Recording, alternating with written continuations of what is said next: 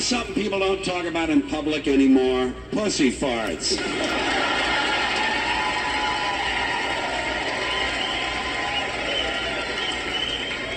Anyway, once again, for me, it is HBO time. This is, we're back at the Beacon Theater, by the way, for the third time in a row.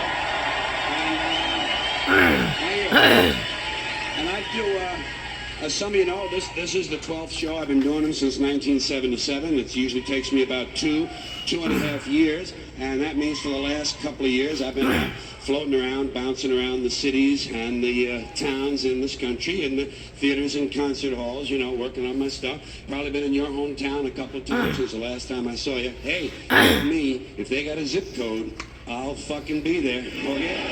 Hey. Busy as a dyke in a hardware store.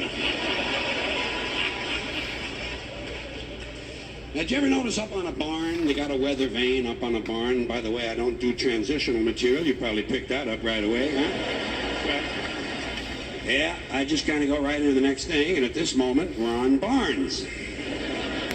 But you never notice up there they got that weather vane, and usually it's a rooster or a cock. It's the same animal, really. You know, it's just a different name. You know why they got a cock on the weather vane? Because if they had a cunt, the wind would blow right through it.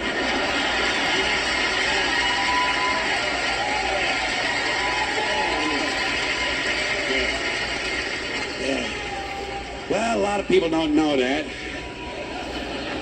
That's why I travel around so much. I'm here to entertain and inform. Reminds me of something my grandfather used to say to me, you know. He'd look at me and he'd say, I'm going upstairs and fuck your grandma. He's just a really honest man, you know. He wasn't going to bullshit a 4-year-old. Now, folks, before we get too far along here tonight, there's something we got to talk about.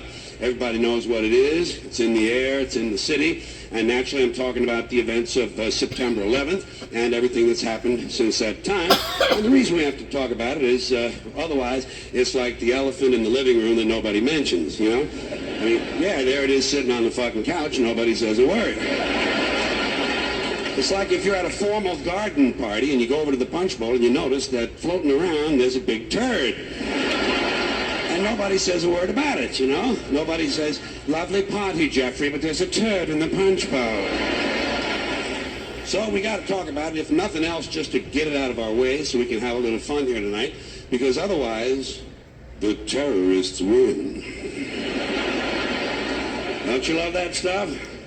Yeah, that's our latest mindless cliche. Go out and buy some jewelry and a new car, otherwise the terrorists win. I tell you.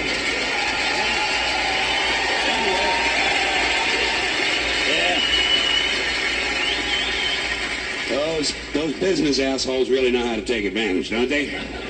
So here's what I'm thinking, folks. By now, everybody's supposed to know that when it comes to survival, staying alive, you know, you have to be, you can't be too picky and choosy about the company you're going to keep. You know, sometimes you have to cooperate with some kind of unsavory people. People you don't like, people you don't trust, people you don't respect. The kind of people you might not even invite into your own home.